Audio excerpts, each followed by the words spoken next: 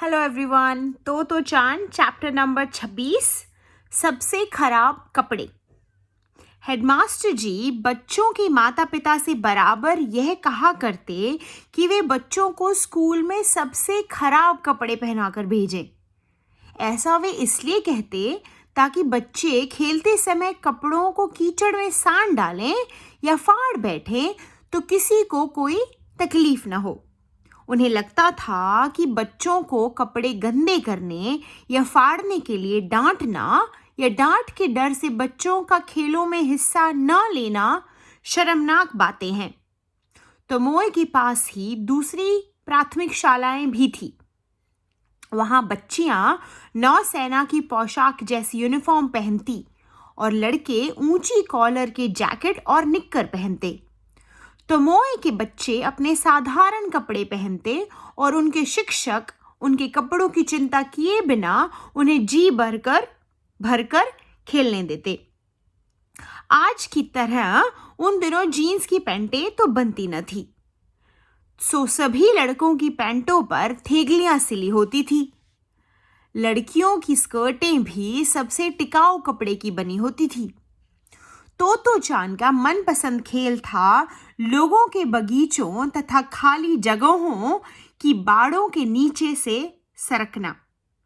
इसलिए उसके लिए तो कपड़ों की चिंता न करना ही सुख की बात थी। उन दिनों बाड़ें कटीले तारों की बनी होती थी। कईयों में तो कटीले तार बिल्कुल जमीन तक लगे होते थे। उनके नीचे से निकलने के लिए बिल्कुल किसी कुत्ते की तरह जमीन खोदनी पड़ती थी। सावधानी बरतने के बावजूद तो चांद के कपड़े कंटीले तारों में उलझकर फट ही जाते थे। एक बार तो उसकी मलमल की एक फ्रॉक ऊपर से नीचे तक तार तार हो गई थी। फ्रॉक थी तो पुरानी, पर उसे पता था कि मां को वो बेहद पसंद है। तो चांद बार बार सोचती रही कि मां से आखिर क्या कहे। यह बताने की उसकी बिल्कुल भी इच्छा न थी कि फ्रॉक असल में कटीले तारों में उलझकर फटी है। उसने सोचा कि कोई झूठ बोलना ही बेहतर होगा ताकि मां को लगे कि फ्रॉक फटने में उसका कोई दोष न था। उसने तब मां को कुछ ऐसी कहानी सुनाई। मैं ना सड़क पर जा रही थी। उसने घर पहुंचकर झूठी कहानी गढ़ी। अचानक बहुत से बच्चों ने मुझ पर छुरे फेंके। मैं उन्हें पहचानती तक नहीं थी, इसलिए एक फ्रॉक ऐसे फट गई। पर कहानी सुनाते समय वह बराबर यह सोच रही थी कि अगर मां ने कोई सवाल पूछा तो वह क्या जवाब देगी। पर मां ने बस इतना भर कहा, अरे तब तो तुम्हें बहुत बुरा लगा होगा। तो चांद ने राहत की सांस ली। उसे लगा कि मां जरूर ये समझ गई है कि ऐसी परिस्थिति में पड़कर अगर तो चांद से मां की पसंदीदा फ्रॉक फट जाती है तो उसमें उस बेचारी का क्या दोष। पर जाहिर है कि मां ने छुरों वाली कहानी पर कतई विश्वास नहीं किया था। पीठ पर फेंके हुए छुरों से आखिर चोटें भी तो लगती। और फिर तो चांद घटना से डरी भी न थी। मां को विश्वास था कि उसने ये कहानी बनाई है। पर तो चांद के लिए ऐसी झूठी कहानी गढ़ना असामान्य बात थी। मां यह समझ गई थी कि फ्रॉक के फटने पर तो चांद को बेहद अफसोस है, तभी उसने उसे कहानी बनानी पड़ी। पर मां एक बात काफी समय से जानना चाह रही थी और उसे लगा कि यही सही मौका है। यह तो मैं समझ गई कि तुम्हारी फ्रॉक छुरों वगैरह से फट जाती है, पर तुम्हारी चड्डियां हर दिन कैसे फट जाती हैं? मां यह समझ ही न पाती थी कि लेस से सजी सजाई उसकी चड्डियां रोज रोज पीछे से कैसे फट जाती थी। उसे चड्डियों का गंदा होना या फिसल पट्टी से फिसलते हुए घिस जाना तो समझ आता था, पर हर दिन यूं फटना नहीं।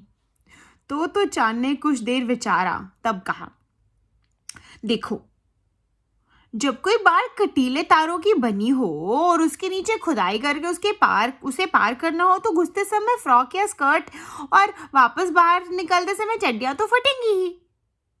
और फिर हर बार घुसते समय क्या मैं अंदर आ सकती हूँ, और लौटते समय अच्छा तो अब विदा भी तो कहना पड़ता है। माँ बात को ठीक ठीक समझ नहीं पाई, पर उसे मजा आ रहा था। माँ ने पूछा, क्या ऐसा करने में तुम्हें बहुत मजा आता है? तुम करके तो देखो, तो चान ने प्रश्न पर अचंभा करते हुए कहा। बड़ा मजा आएगा और तुम्हारी चड्डियां भी फट जाएंगी। यह खेल तो चान ने इजाद किया था और इसमें उसे इतना आनंद आता, कुछ यूं था। सबसे पहले जमीन की एक ऐसी जगह जिसकी बाड़ कटीले तारों से बनी हो ढूंढनी पड़ती थी। माफ करना, क्या मैं अंदर आ सकती हूँ का तरीका यह था कि कटीले तार कुछ ऊपर उठाकर मिट्टी में एक गड्ढा खोदना पड़ता था, तब पेट के बल रेंग कर उस पार पहुंचना होता था।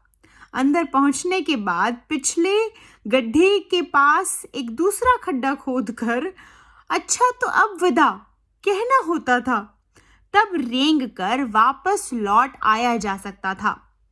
तो चान की माँ को अब कुछ कुछ समझ आने लगा था कि बाहर निकलते समय सब चड्डियां तारों में उलझकर कैसे फटती थी और फिर यह प्रक्रिया बार बार दोहराई जाती थी। हर बार माफ करना, क्या मैं अंदर आ सकती हूँ कहकर गड्ढा खोदना और बाहर निकलते समय अच्छा तो अब विदा कहकर वापस रेंगना। फ्रॉक चड्डियां तो फटती ही, तो चान बड़ी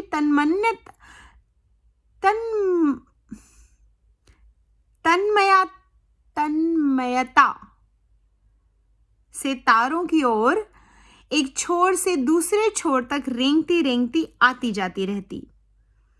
चड्डियों के फटने में तब आश्चर्य कैसा? ऐसे किसी खेल की कल्पना करो जो बड़ों को थका भी दे और उबाऊ भी लगे। बच्चों के लिए बड़े मजे की बात हो सकती है। तो चान के गंदे हाथों, मिट्टी से भरे नाखूनों और कानों को देखकर माँ को कुछ ईर्ष्या हुई। साथ ही हेडमास्टर जी के लिए मन में आदर भाव बढ़ा। आखिर उन्होंने ही तो सुझाया था कि बच्चों को ऐसे कपड़े पहनाएं जिन्हें वे जी भर कर गंदा कर सकें। यह इस बात का एक और प्रमाण था कि वे बच्चों को बखूबी समझते थे।